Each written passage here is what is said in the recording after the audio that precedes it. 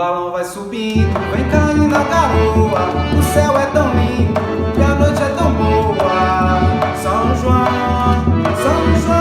acende a fogueira do meu coração. São João, acende a fogueira do meu coração. Vai subindo, vem caindo a garoa. O céu é tão lindo, a noite é tão boa. São João, acende a fogueira do meu coração.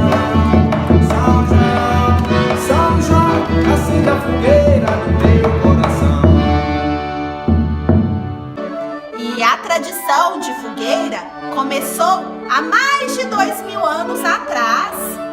Diz a lenda que Isabel estava grávida de um menino e ela foi visitar Maria, Nossa Senhora. Maria então disse que queria muito conhecer o bebezinho logo que ele nascesse, mas naquele tempo, sem telefone, sem celular, sem e-mail, WhatsApp, como que Isabel ia avisar para Maria que o menino tinha nascido?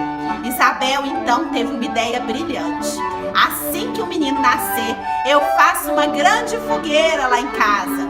Você vai olhar para o céu, vai ver a fumaça e as chamas e vai saber que a hora chegou. E assim foi feito. No dia 24 de junho, nasceu João Batista.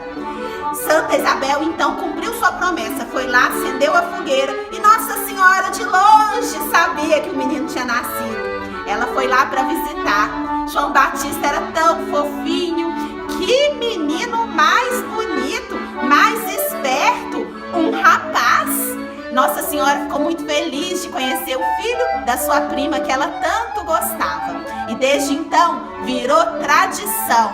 No sertão, no Nordeste, em toda a região, a gente faz uma fogueira que é para homenagear São João. Ué, comadre, tô tocando aqui, mas tô pensando aqui, pular fogueira é coisa de São João? Uai, fogueira é coisa de São João. Agora, pular fogueira, isso é coisa de gente doida. Pula fogueira, ai, ai, ai.